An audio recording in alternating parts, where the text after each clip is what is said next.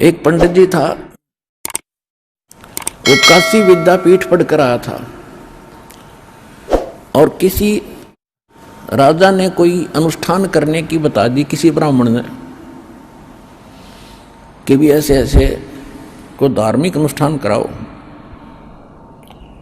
उसने वजीर की ड्यूटी लगा दी, मंत्री की। मंत्री ने गांव में, नगर में खोजा कि भी कोई विद्वान ब्राह्मण हो।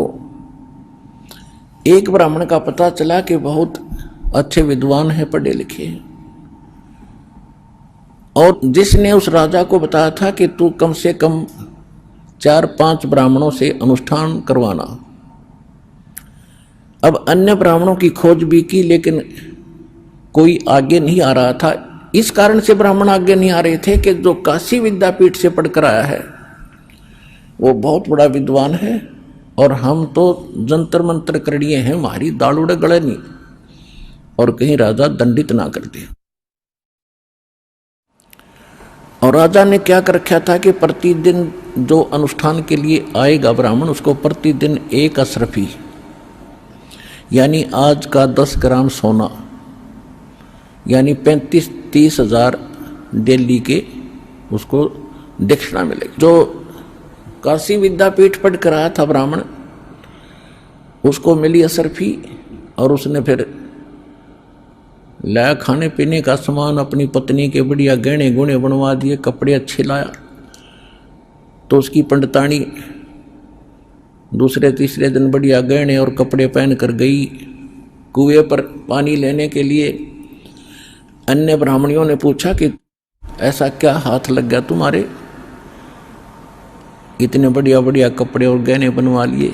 कि मेरा पति राजा के यहाँ मंत्र करने जाता है, अनुष्ठान करने जाता है, 1 अशरफी डेली देता है राजा। तो एक और ब्राह्मणी ने अपने पति से कहा कि आप भी जाया करो ऐसे ऐसे वहां पर, और राजा 1 अशरफी देता है, आप भी तो ब्राह्मण हो। वो कहने लगा कि मिश्राणी, वो तो काशी विद्यापीठ पढ़ कर आया है जो वहां अनुष्ठान कर रहा है, और मैं इतना पढ़ा लिखा नहीं हूं, मेरी उड़े बात बने नहीं। तो फिर वो लगी कहने के लगी कि तू वैसे तो इतनी पढ़ताई दिखाता है, अब जहाँ पर अच्छा माल मिलता है तू वहाँ नहीं जाता है। वो लगी लड़न। उसने सोचा देखी जा गया तो कड़े यहाँ भी होगी, ना जाऊँगा तो दिक्कत होगी। तो लेकर पोथी वो भी पहुँच गया मंत्री जी के पास कि मंत्री जी मैं भी ब्राह्मण हूँ। कहा जाओ जी बैठ जाओ। वो जो पहले वाला विद्वान बैठा था थोड़ी दूरी पर उसका आसन लगा दिया। अब वो पहले वाला तो अपनी संस्कृत जो उसने याद कर रखी थी वो बोल रहा था, भूर्भुवः स्वः तत्सवितुर्स्वः। और वो दूसरा नौके जो यूं जो यूं कहे वही स्वाहा, मन मन मन जो यूं कहे वही स्वाहा। फिर ऐसे वो दूसरी वाला भी पैसे लेकर गया अशरफी, उसकी पत्नी ने भी खूब अपने कपड़े उपड़े सिमाए बढ़िया। तो तीसरी ब्राह्मणी को पता चला, उसने भी अपने पति को श्रृंगार दिया, वो भी चला गया। अब उसको भी आसन दे दिया तीसरे नंबर पर।